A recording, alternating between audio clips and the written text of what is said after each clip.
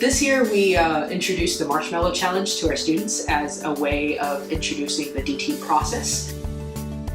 I would say ours is the most stable because right? It would because in geometry we learned that triangles is the strongest shape.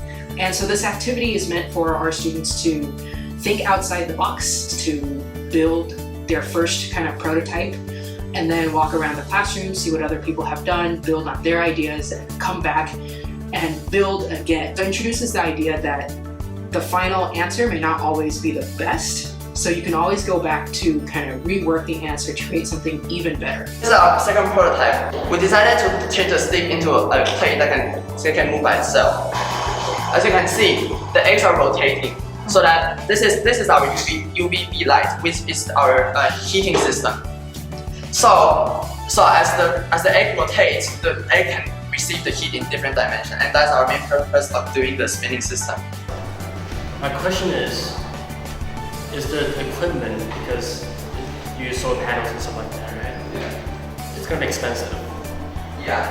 Then how are the majority of farmers which have a limited budget can afford this? Well, this is like a long-term effect. So basically, if you consume our ICOMS system, they can consume from a small scale and then to increase as the profit increase. For next year's DD project, we can basically enlarge our idea.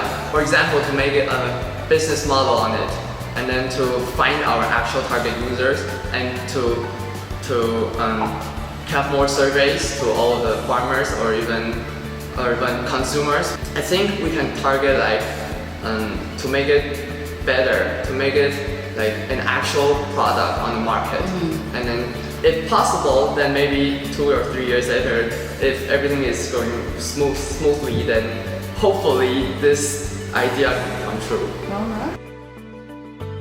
We are aiming to educate people about blockchain. So basically, if you've heard of Bitcoin or Ethereum, that's essentially blockchain is how Bitcoin works and how Ethereum works. And we personally, all three of us, think that this type of technology is really revolutionary for the world. And we also realize that most people don't know what this is.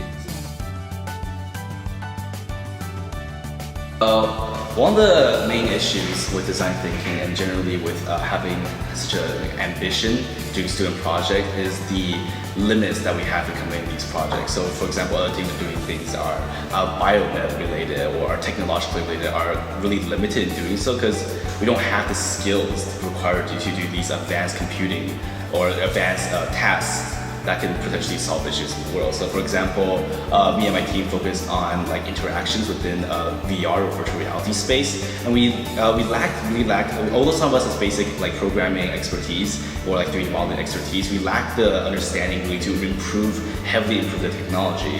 However, I think another benefit that design thinking really tells us to do is how to overcome these problems and to expand our skill set. So what our group did to solve this problem is to we consulted some people that working in these sectors. So we meet with some people working with companies such as NVIDIA or in other like visual processing companies that really allows us to kind of getting a better insight how these mechanisms of like such VR works, and really helps us to develop these kind of technologies and mature our skills in creating these things and expand, and gives us a opportunity and know how to like expand our skills in the future.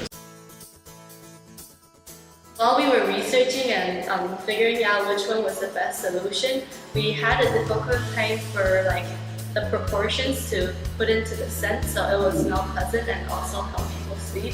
So that was the major obstacle we had during prototyping. So we wanted to introduce design thinking to our students because we wanted to give them a chance to find a creative solution to problems that they themselves have identified.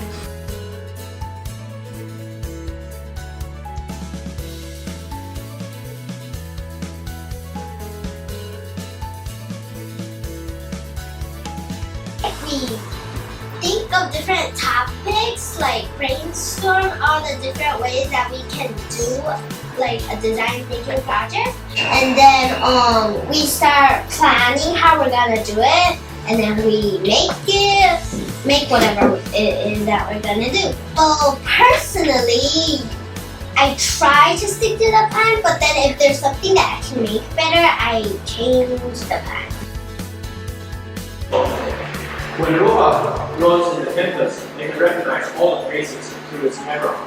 And most importantly, facial recognition, which Ellen already presented last year from the science fair. So this program is special because there's this new aspect called empathy engraved into it.